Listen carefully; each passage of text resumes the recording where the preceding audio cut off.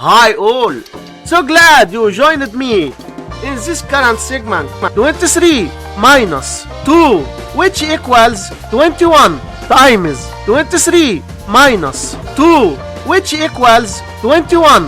Now we have this problem, 21 times 21, which equals, but this answer is not correct, because according to the order of operations we have to work on the parentheses first, then work on multiplication, and at last work on adding and subtraction. So first we do this subtraction, then this multiplication, and at last this subtraction. So we have first this parentheses, 23 minus 2, 21. So we have 23 minus 2 times 21. Now we have one subtraction and one multiplication. We must do this multiplication first, then this subtraction. So 2 times 21, which equals 42. So we have 23 minus 42. So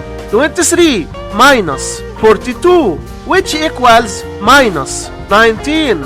And this is our final answer for this problem. Thanks for watching. Hit like and subscribe to join the journey.